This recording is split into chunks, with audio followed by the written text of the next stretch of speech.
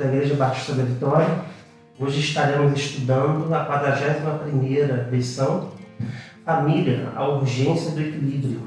Para quem tem a revista, a Escola Bíblica Dominical, esta revista aqui, Práticas Bíblicas da Convenção Batista Mineira.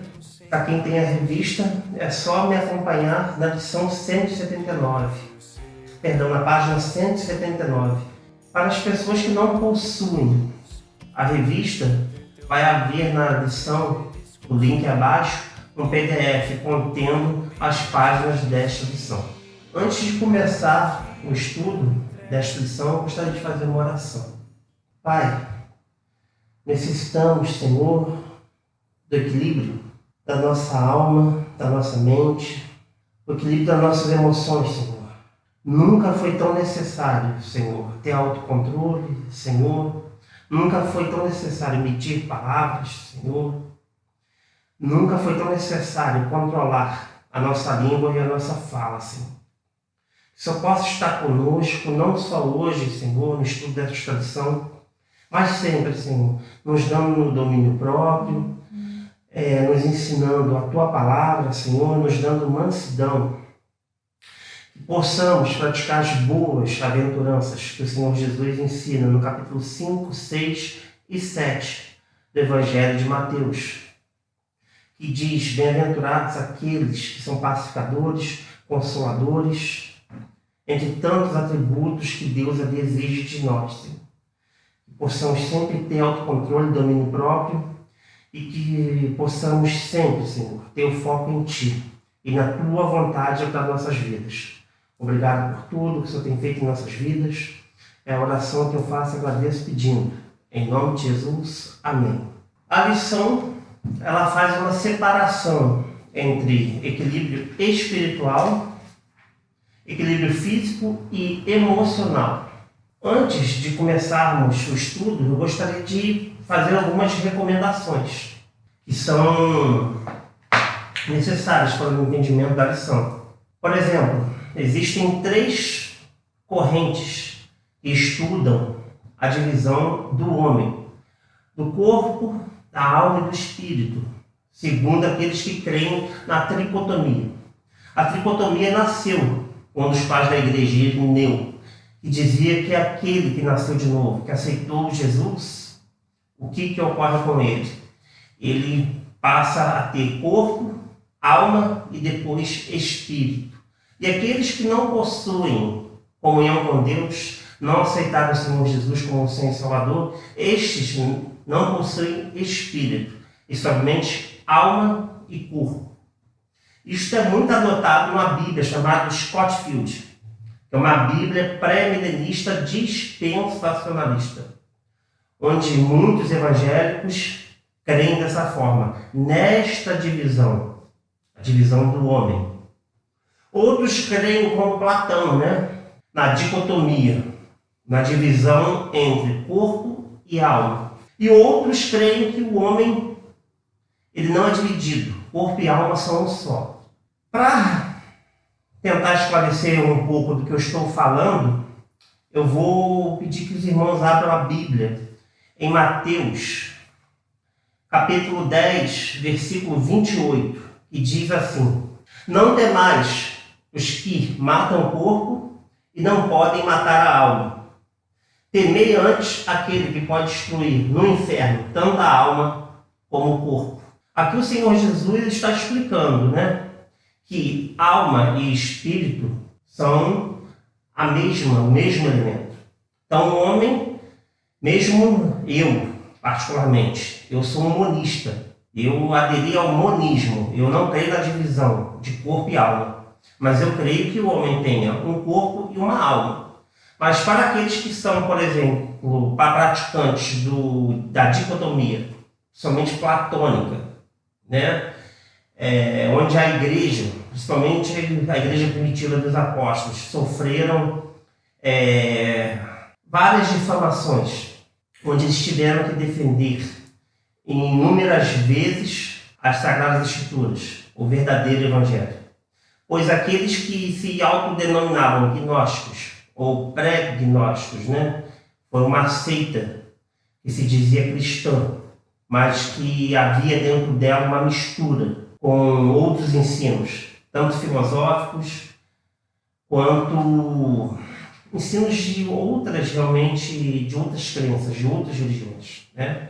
O apóstolo Paulo, na igreja a Colossos, através de Epáfras, ele é obrigado a refutar os ensinamentos, né?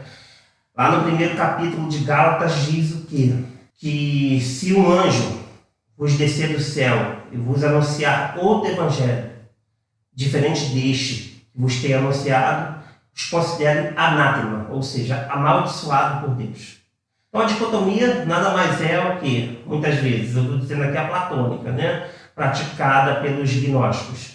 Dizia que o corpo ele não tem dignidade, ele é a prisão da alma, totalmente o contrário do que está escrito lá em 1 Coríntios 15, né? Quando Paulo vai falar da ressurreição do corpo após a segunda volta de Cristo. Outra coisa que os gnósticos, mediante essa dicotomia, eles negavam a encarnação do Senhor Jesus. Eles diziam que o Senhor Jesus veio somente em espírito, mas isso é mentira. Tanto que o Senhor Jesus, quando ele vai ter com os apóstolos, ele mostra, os apóstolos tocam nele, né? Visto o apóstolo Tomé no capítulo 20 de João, quando ele toca nas feridas do Senhor, né? Nas chagas, nas perfurações, né? E aí ele crê, realmente. Então essa dicotomia também é algo refutável. A tricotomia, como está escrito aqui no capítulo 10 de Mateus, versículo 28. Aqui o Senhor Jesus mostra corpo e alma, certo? É porque, infelizmente, as pessoas confundem com o que o apóstolo Paulo às vezes fala, igual lá em 1 Tessalonicenses 5:23. Nós estaremos lendo após. Então aqui primeiro estou tentando mostrar que no Novo Testamento, tanto alma quanto espírito são a mesma coisa, né? Eu sou a favor da questão em que o homem ele não é divisível. Então eu não vou aderir à dicotomia, muito menos à tricotomia. Eu respeito aqueles que pensam que as emoções vêm da alma e que o espírito é que se comunica com Deus. Tudo bem, eu respeito, mas não é o meu ponto de vista. E respeito aqueles também que creem na divisão da alma e do corpo. Eu também não creio. Eu sou monista e não acredito na divisão. Eu acredito, como o apóstolo Paulo disse, nosso corpo não está pronto para habitar com Deus. É através dele que nós demonstramos nossas atitudes pecaminosas, principalmente por nossa língua, né? É um dos membros mais perigosos do nosso corpo, que nos impede muitas vezes de ter domínio próprio e autocontrole. Vamos a outra referência bíblica. É 1 Coríntios 7, versículo 34, que diz assim: e está dividido, a solteira cuida das coisas do Senhor, para ser santa, tanto no corpo como no espírito, mas a casada cuida das coisas do mundo, em como há de agradar ao marido. Então, mais uma vez aqui o apóstolo Paulo, ele demonstra o quê? Que há corpo e alma, o corpo e espírito. Não existe esta divisão entre os dois ou entre os três, né? Corpo e alma e espírito. Uma tricotomia pede, mas alguns creem, eu respeito. Alguns creem por quê? Como está escrito em 1 Tessalonicenses 5, 23, né? O mesmo Deus de paz vos santifique completamente, e todo o vosso espírito, alma e corpo sejam plenamente conservados e irrepreensíveis para a vinda de nosso Senhor Jesus Cristo. Fiel é o que vos chama, o qual também o fará. Eu entendo aqui que Paulo está falando que alma e espírito são a mesma coisa, né? Eu não vou expor o contexto aqui por falta de tempo. Já em 1 Coríntios 15, né? Assim como o Senhor Jesus ressuscitou de corpo e alma, ainda que os gnósticos, né? Do primeiro, segundo e terceiro e quarto século, quando eles são vencidos, pensam e diziam que o Senhor Jesus, se ele não ressuscitou com o corpo, eu penso que é uma falta de conhecimento, ignorância, para não chamar de mentira. Né? Para mim isso não existe. Assim seremos nós. O nosso corpo será glorificado, no abrir e fechar de olhos, como está escrito lá em 1 Coríntios 15. Por isso que eu falo, nosso corpo e nossa alma estará com Cristo e com Deus. E com o Espírito Santo, lógico, né? A Trindade. Então eu creio que após a morte, aqueles que forem fiéis a Deus, que fizerem a vontade de Deus, não em sua totalidade de perfeição, porque não há homem que agrade Deus, mas crendo em Jesus Cristo como nosso Senhor justificador, aquele que paga por nossos pecados e nos justifica, nós temos paz com Deus, não por nossas obras e méritos, né? Mas nós nascemos de novo e aí vem a questão. Não é nós mais, mas Cristo que habita em nós. Então, esse deve ser o propósito de Deus em nossas vidas. Então, passando dessa divisão, nós vamos para o equilíbrio espiritual. Sendo que a nossa divisa aqui é Gálatas 5, 22 e 23. O que Gálatas 5, 22 e 23 vai dizer? Os frutos do Espírito, né? A vida pelo Espírito. Então, Gálatas 5, 22 e 23 diz assim: o fruto do Espírito, porém, é amor, alegria, paz, longanimidade, benignidade, bondade, fidelidade, mansidão, domínio próprio. Contra essas coisas não há lei. Então, vamos ao equilíbrio espiritual. O equilíbrio espiritual vem de onde? Vem de você conhecer três coisas: poder de Deus, amor e autocontrole. O poder de Deus é a transformação, é o novo nascimento. É a profissão de fé que você dá na sua igreja, confessando seus pecados. Você é batizado para perdão dos seus pecados. Perante a sua comunidade, você diz que nasceu de novo e vai agir de uma forma diferente. Você é retirado do mundo, você é santificado, justificado e batizado. E o que ocorre? O Espírito Santo habita em você. Ele vai mudando as suas atitudes, os seus desejos. Já não importa mais o que você pensa, importa o que a palavra de Deus diz e o que o Espírito Santo vem trabalhando na sua vida. Ele que começou a obra é fiel para completá-la. Nós cremos, o Espírito Santo de Deus irá nos transformar numa nova vida. O amor de Deus, o amor de Deus e nós, seres humanos. O nosso amor é para com o nosso próximo. Então, se nós temos o poder de Deus, o Espírito Santo habita em nós, nós resistimos contra o pecado. Logo, o Espírito Santo nos provoca, nos traz, nos convence que nós temos que ter amor pelo nosso próximo. Isso começa para os casados com a sua esposa e para aqueles que têm filhos, ou não, que é o meu caso, por exemplo, eu não possuo filhos. Então, eu já não penso mais nos meus objetivos. Eu já não penso mais nos meus planos somente. Eu não sou mais aquela pessoa egoísta com quem a ex se casou. Agora, não mais o que eu penso, mas a vontade de Deus habita em mim e eu a amo e eu quero estar com ela e o que ela pensa passa a me importar. O egoísmo já não impera mais na minha vida. Eu amo o meu próximo. De cara, eu já amo minha esposa. Segundo, eu passo a amar aqueles que me fazem mal. Eu já não sou mais refém dos meus sentimentos, da minha raiva, do meu ódio, da minha ira. Eu abandono isso. Eu não faço mais a vontade do diabo. O que o diabo quer? Que as pessoas que fazem mal, que eu revide, que eu fale mal delas, e que eu conte para todo mundo o quanto eu estou magoado, o quanto essa pessoa é perversa, seja ela da igreja ou não. Para me calar a vontade do diabo na minha vida, eu faço o quê? Eu faço o que o Senhor Jesus nos manda fazer. Perdão, 70 vezes 7. Eu oro pelo meu inimigo. Eu sirvo o meu inimigo. Eu faço dele meu amigo. Porque o Senhor Jesus diz, aquele que ama seus amigos somente. Os publicanos não assim o fazem, os gentios também, mas vós fazei como? Amai o vosso inimigo. Orai por ele, abençoai. E o pior de tudo, passe a servi-lo. Dê a outra face. Eu sei que é muito difícil, mas com algumas pessoas eu já consegui fazer isso. Dentro da igreja e fora da igreja.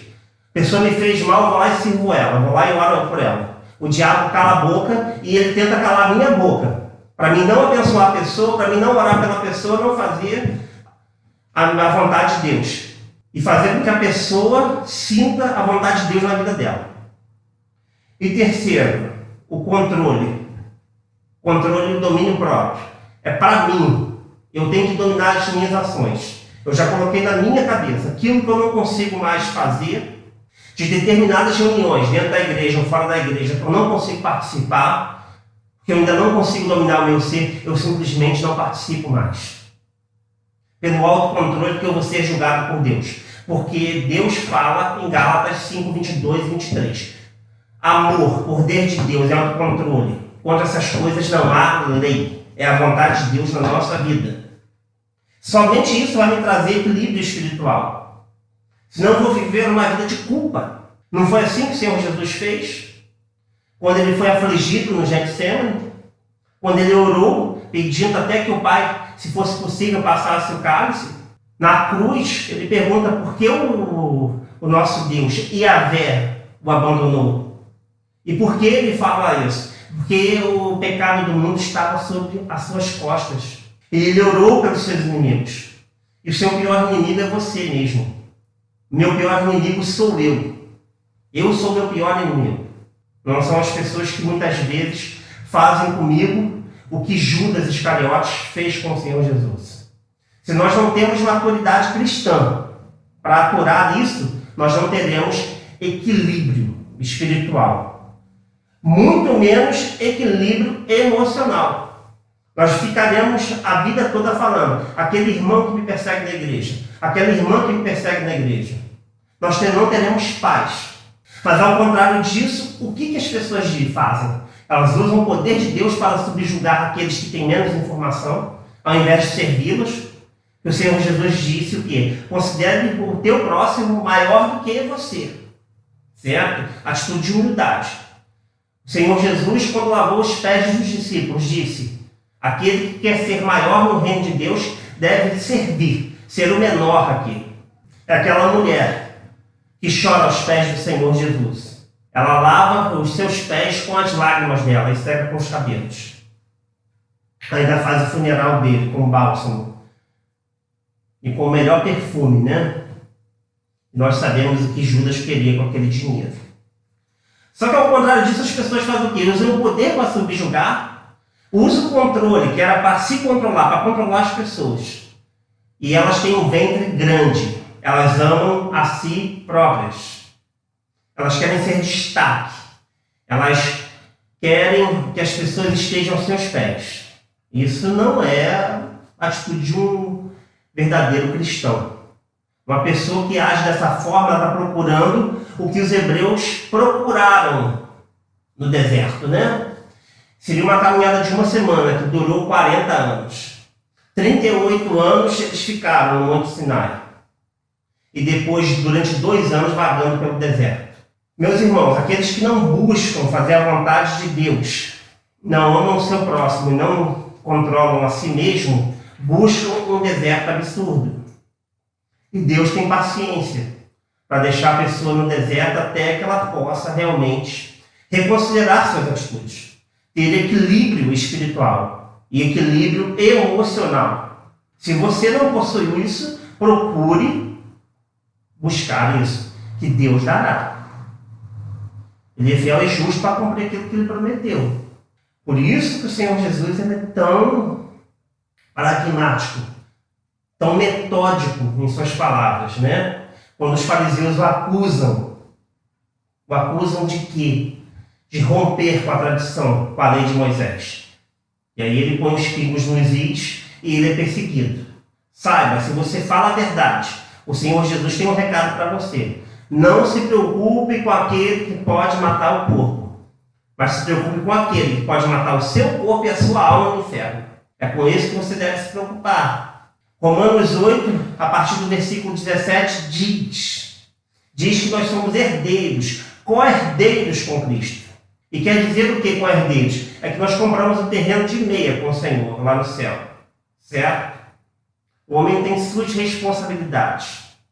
Ainda que algumas correntes soteriológicas, né? Correntes que estudam salvação, digam que você é predestinado, que você não tem responsabilidades nas suas atitudes. Isto é mentira. Segundo o artigo 6 dos 19 artigos da Carta Magna da Convenção Batista Brasileira, Deus predestina você para a salvação, mas você tem responsabilidade nisso. Como? Eu não sei, isso é mistério de Deus. Da mesma forma que como Deus vê sua alma e seu corpo, eu vejo como um só. Mas Ele é onisciente, onipresente e onipotente. Ele é insondável. Então nós não ensinamos nada para Ele, né? Nós não podemos fazer como o profeta Abacuque, que quis ensinar o Senhor a ser o Senhor, né? A exercer seu juízo. Continuando, capítulo 8 de Romanos, a partir do versículo 17, diz que nós somos co-herdeiros de Cristo, né? Que nós teremos uma herança ao lado de Cristo. É nisso que nós cremos. Só que quando você continua pelo capítulo 8, ele diz bem claro, mas haverá o sofrimento de Cristo. A pessoa que não está acostumada a fazer a vontade de Deus, a entender a vontade de Deus na vida dela e o que Deus deseja para o seu povo e para o mundo, essa pessoa está fadada ao fracasso. Porque ela só espera a herança, mas não espera a maturação, o ensino que Deus tem para ela. Então, não saindo do estudo, voltando ao estudo, ao equilíbrio espiritual e equilíbrio emocional. O que quer dizer isso? A pessoa que ela é ensinada através das tribulações, e através das tribulações que são vencidas com o Senhor, se baseando na divisa Gálatas 5, versículo 22 e 23. É uma pessoa que é preparada para servir a Deus. É uma pessoa que é preparada para enfrentar o mundo. Assim como os apóstolos, em Atos 4. Eles dizem, perto daquela riqueza que eles recebem, aquelas doações, não é lícito, não é justo nós ficarmos aqui e tomarmos conta da tesouraria. Para isso existem os diáconos, que o Espírito Santo irá escolher, que irá administrar os bens e servir a igreja. Nós fomos chamados para pregar o Evangelho. Continuando, página 180, tópico 2, equilíbrio físico. O corpo também é afetado pela falta de equilíbrio, muitas vezes, do espírito e equilíbrio emocional. Então, equilíbrio físico. A tradição da igreja, muitas vezes, baseada numa dicotomia gnóstica, né? Diz que o corpo não presta. Diz que o corpo não tem dignidade. Ao contrário do que a palavra de Deus diz, que o corpo é o templo do Espírito Santo. Certo? E nosso corpo habita a nossa alma, e também o Espírito Santo de Deus, né? Que habita em nós, nos conduzindo à perfeição de Cristo, ao caráter de Cristo, que é fazer a vontade do Pai, que o enviou. E diz o que aqui, a tradição da igreja? Se o corpo não tem dignidade, nós não devemos cuidar do nosso corpo. Nós devemos cuidar do nosso espírito, orar bastante, jejuar bastante, meditar na palavra de Deus, né? Por isso que muitas pessoas, até na Idade Média, né, se autoflagelavam, né? Ou não se importavam nem um pouco com seus corpos. Mas ao contrário do que a palavra de Deus diz, deve haver o quê? Um equilíbrio entre o cuidado do corpo e da alma. Eu sou prova viva disso. Eu, por causa de falta de tempo para fazer a caminhada, eu ganhei 40 quilos, né? E agora eu estou fazendo de tudo para perdê-los, me alimentando melhor, mudando a minha alimentação, como o meu cardiologista pediu, para que a minha pressão não fosse alterada e funcionamento, né, dos órgãos do meu corpo, a minha imunidade, o meu metabolismo, com medo que eu adquirisse alguma doença, seja ela crônica ou psicológica e emocional. Existem também pessoas que não têm um bom senso e cuidam demasiadamente do corpo, né? São as pessoas que são os malhadinhos de Cristo, né? A pessoa extremamente vaidosa, é uma pessoa que vive na frente do espelho, é uma pessoa que vive com uma aparência irretocável, né? E beira o narcisismo, né? De tanto que se ama, tanto que ama as pessoas que parecem com ela, né? Tipo aquelas patricinhas e playboys dos filmes de Hollywood, né? A coisa mais linda, né? O que importa é a aparência. Quando não há um bom senso, um equilíbrio, o que ocorre? A pessoa pode ser linda por fora e por dentro ser podre, né? Como um sepulcro caiado, né? Que assim o Senhor Jesus chama aqueles fariseus, né? Que por fora eles possuíam uma religiosidade linda e maravilhosa, mas por dentro eram lobos devoradores. Eles eram como um sepulcro caiado. O apóstolo Pedro, no capítulo 3 da primeira carta de Pedro à igreja, a partir do capítulo 3, né, os deveres dos casados, e a partir do versículo 3. Então, primeiro a Pedro, capítulo 3, versículo 3, diz assim: a beleza das esposas não seja um enfeite exterior, como o frisado de cabelo, o uso de joias, de ouro ou o luxo dos vestidos, mas a beleza interior no incorruptível traje de um espírito manso e tranquilo, que é precioso diante de Deus. Mas diz o que aqui? A mulher não deve ter a vaidade, a asseio, o bom senso? Não de forma demasiada, mas o cuidado com o corpo, a boa alimentação, o repouso, né? Boa quantidade de sono, alimentação balanceada, juntamente com exercício físico, né? Uma roupa adequada, que não chame a atenção tanto de homens quanto mulheres, né?